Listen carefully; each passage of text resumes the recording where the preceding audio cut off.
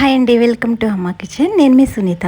ఈరోజు మన ఛానల్లో 10 నిమిషాల్లో ఈజీగా చేసుకోగలిగే అటుకుల పాయసాన్ని ఎలా తయారు చేసుకోవాలా అన్నది ఈ వీడియోలో చూసేద్దాం. ఈ ఛానల్ని మొదటిసారి చూస్తుంటే కనుక సబ్స్క్రైబ్ చేసుకోండి.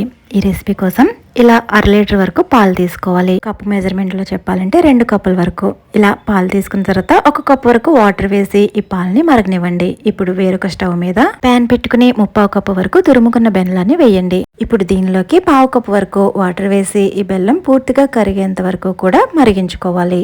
ఇక్కడ పాకం ఏమీ రానవసరం లేదండి, బెల్లం కరిగితే సరిపోతుంది. చూస్తున్నారు కదా, ఇలా బెల్లం బాగా కరిగిన తర్వాత దీన్ని పూర్తిగా చల్లారనివ్వండి. ఇప్పుడు వేరొక ప్యాన్ పెట్టుకుని దీనిలోకి 1 టేబుల్ స్పూన్ వరకు నెయ్యి వేసి ఈ నెయ్యి కరిగిన తర్వాత 2 టేబుల్ స్పూన్స్ వరకు జీడిపప్పును వేసుకోండి. ఈ జీడిపప్పుని లో ఫ్లేమ్ లో దోరగా వేగిన తర్వాత దీనిలోకి 2 టేబుల్ స్పూన్స్ వరకు కిస్మిస్ వేసుకోండి.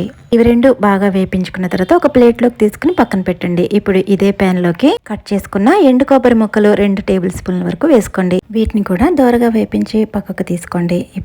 ఇప్పుడు ఇదే ప్యాన్ లోకి 1 కప్పు వరకు లావు అటుకులు వేసుకోండి. ఈ అటుకులను కూడా లో ఫ్లేమ్ లో కొంచెం క్రిస్పీగా అయ్యేంత వరకు కూడా వేపించుకోవాలి. ఇలా అటుకులు తీసుకుని చేత్తో నలిపితే పూర్తిగా స్మాష్ అయ్యేంత వరకు కూడా వేపించుకోవాలి. ఇప్పుడు దీనిలోకి మనం ముందుగా మరిగించుకున్న పాలు ఉన్నాయి కదా, ఆ పాలను మొత్తం వేసుకోవాలి.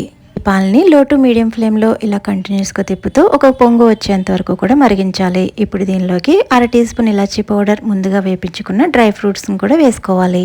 ఈ పాయసం 3-4 నిమిషాలకి కొంచెం చిక్కబడటం స్టార్ట్ అవుతుంది. ఇలా కొంచెం చిక్కబడిన తర్వాత ఇప్పుడు ఈ పాయసాన్ని స్టవ్ నుంచి తీసేసి పూర్తిగా చల్లారనివ్వాలి. ఈ పాయసం చల్లారే కొద్దీ ఇంకా గట్టిపడుతుంది కాబట్టి ఈ కన్సిస్టెన్సీలో స్టవ్ ఆఫ్ చేసుకోవాలి.